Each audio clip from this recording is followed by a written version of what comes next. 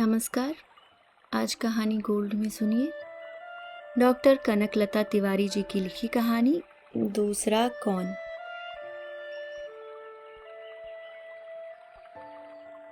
इस कॉलोनी में आए मुझे 4 दिन ही हुए हैं। फ्लैट काफी बड़ा है और हवादार भी।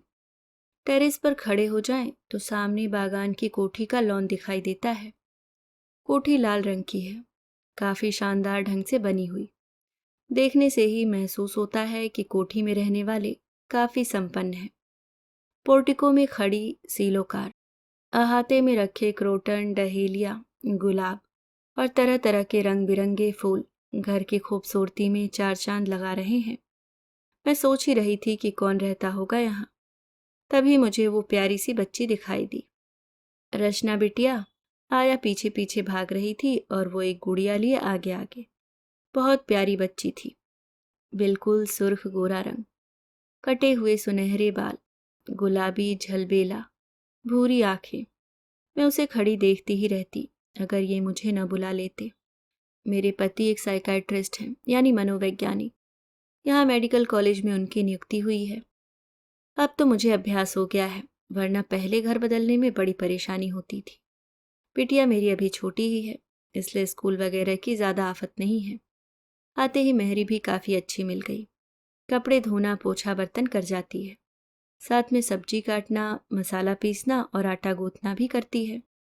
जल्दी ही काम निपटा लेती हूँ और फिर स्निग्धा को नर्सरी स्कूल भेजकर टेरेस से मैं दृश्यावलोकन करती रहती हूँ। आजकल मेरे आकर्षण का केंद्र लाल कोठी और उसके रहने वाले ही हैं। सुबह सुबह देखती हूँ खानसामा झकाझक सफ़ेद कपड़ों में साहब की मॉर्निंग की टी बाहर लॉन में ही लगाता है।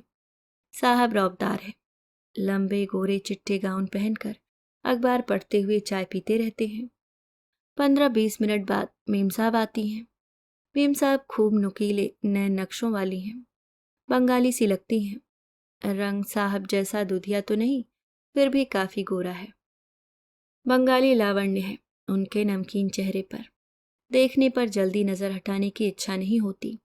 फिगर भी काफी अच्छा है, बिल्कुल स्लिम और ट्रिम। मीम साहब भी बैठकर चाय पीती हैं और साहब से बातें भी करती रहती हैं। उनकी जलतरंग सी खिलखिलाहट कभी कभी मेरे कानों में भी रस घोला करती है। उस दिन मुझे उठने में देर हो गई थी। उठने के बाद घर के कामों को निपटाकर इनके जाने के बाद मैं अपने प्रिय स्थान पर आ बैठी। देखा मीम साहब अकेली ही बैठी हैं। रोज की नाइटी की जगह बदन पर मिनी स्कर्ट और स्लीवलेस टॉप है। मुझे नाश्ते में देर हो गई थी, अतः मैं टेरेस पर ही बैठी पोहे खा रही थी। तभी चम्मच मेरे हाथों से नीचे गिर गया। आवाज सुनकर मीम साहब ने सिर उठाया। मैं भौचक्की हो उठी। रोज के ताजे नमकीन चेहरे की जगह ये कौन है? गाढ़ी पुती हुई लिपस्टिक, बेढंगा मेकअप, हाथ में सिगरेट, मुंह में छल्ले उड़ाते हुए उन्होंने वेटर को आवाज दी। रोज की मीठी जलतरंग की जगह एक सपाट भावहीन सी भद्दी आवाज। आवाज तो जो थी सो थी, लेकिन बोलने का लहजा और बातचीत सुनकर तो मैं जैसे 7वें आसमान से ही गिर पड़ी। साले रामदीन, सुनता नहीं है? कब से कह रहा हूं, ड्रिंक बना के दे, मवाली चोर। रामदीन अंदर से आता दिखा, हाथ की ट्रे में बोतल, बर्फ और ग्लास। ट्रे उसने मीम साहब के सामने रख दी, चेहरा एकदम निर्विकार। अब बना के दे, बनाएगा कौन, तेरा बाप या मैं बनाऊंगा? फिर न जाने कितनी देर तक उनकी गाली गलौज का प्रवाह जारी रहा, मुझे पता नहीं। मैं अपने बिस्तर पर आ गिरी। आश्चर्य ने मेरी सोचने समझाने की शक्ति छीन ली थी। पतिदेव घर लौटे तो मैंने उन्हें दिन के घटना के बारे में बताया, लेकिन वे थके थे, इसलिए ज्यादा तवज्जो नहीं दी। फिर तो 10-12 दिन में मुझे तमाशा देखने को मिल ही जाता। उस समय मीम साहब की गंदी बातें और भद्दे फिक्रों में रोज की सुसंस्कृत औरत कहीं खोकर रह जाती। एक दिन रात को हमारे फ्लैट की घंटी बजी। देखा तो रामदीन था।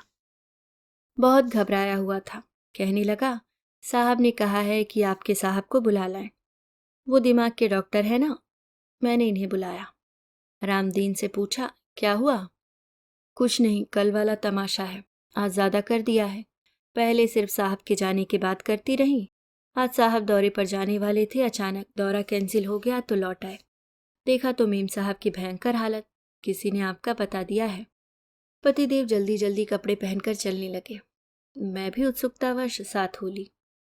स्निग्धा सो ही चुकी थी। बंगले के अंदर रामदीन सीधे हमें साहब के बेडरूम में ही लिवा ले गया। घर बाहर से जितना शानदार लगता था, अंदर से भी उतना ही सजा हुआ था। बेडरूम काफी सुसज्जित था, लेकिन बिस्तर पर पड़ी हुई औरत के हाव भाव को देखकर वितृष्णा हो रही थी। बिल्कुल वैश्याओं जैसे हाव भाव। शराब के नशे में बुदबुदाती जबान से पति को वो जिस भाषा में बुला रही थी, मैं यहाँ पर लिख ही नहीं सकती। पतिदेव ने उसे इंजेक्शन लगाया। लगते ही 10 मिनट बाद उसकी आंखें बोझिल होने लगी और वो थोड़ी देर में सो गई। पत्नी के सो जाने के बाद ही उनके पति यानी साहब हमारी तरफ मुड़े। उनकी जुबानी जो कुछ भी सुना वह जीवन का अनुभव ही नहीं, मनोविज्ञान की अनबूझ पहेली भी है। मेम साहब यानी दिव्या आईएएस ऑफिसर की दुलारी बिटिया थी। माँ के मरने के बाद पिता ने दूसरी शादी कर ली। विमाता का स्वभाव बहुत तेज था। बात पे बात दिव्या के ऊपर हाथ उठा देती। हार कर पिता ने बेटी को हॉस्टल में रख दिया। हॉस्टल में उसे ये महसूस होने लगा कि माँ के मरने के बाद पिता का प्यार भी उसके लिए कम हो गया है। तभी उन्होंने उसे घर के बाहर भेज दिया है। लहरी मिस्टर जी ऐसे नहीं थे, लेकिन कच्ची उम्र में दिल में जो बात बैठ जाए आसानी से नहीं निकलती। दिव्या दिन पर दिन अंतर्मुखी होती चली गई। 14 साल की उम्र में दिव्या हॉस्टल से घर आई तो उसका योगेंद्र से परिचय हुआ।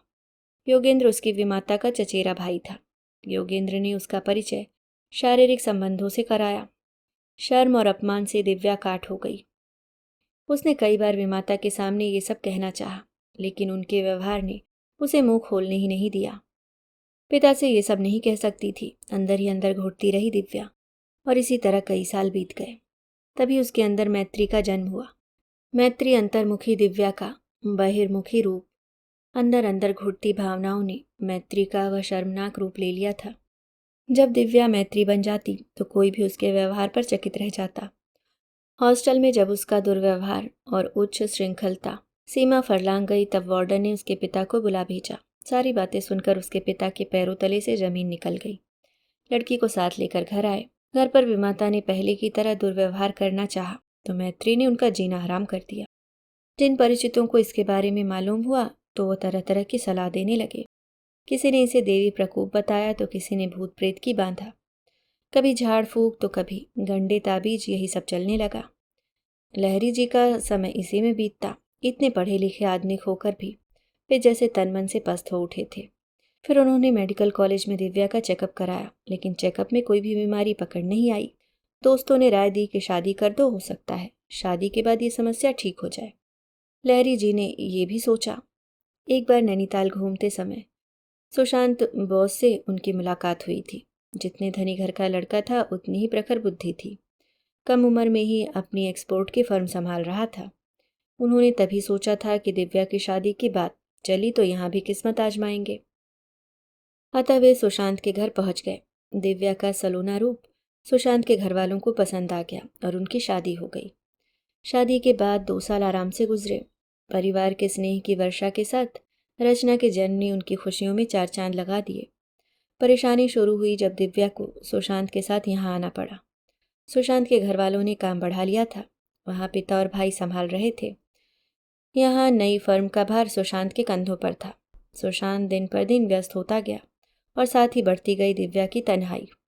अकेलेपन में उस पुराने मर्ज ने सर उठाया और एक दिन सुशांत घर के नौकरों से खबर पाकर दंग रह गया कि उसके टूर पर जाने के बाद दिव्या ने मैत्री के रूप में क्या क्या शर्मनाक हरकतें की। फिर तो सिलसिला अक्सर चलने लगा। सुशांत के घर से बाहर जाने के बाद अक्सर थोड़े थोड़े अंतराल पर मैत्री का प्रादुर्भाव होने लगा। आज सुशांत एक ज़रूरी फाइल घर पर छूट जाने की वजह से घर वापस आ गए। मैत्री के रूप में दिव्या को सामने देखकर उन्हें क्रोध आ गया और उन्होंने उसे एक थप्पड़ दे मारा। फिर तो जैसे प्रलय आ गई। दिव्या ने जो कुछ भी हाथ में पाया सुशांत पर दे मारा।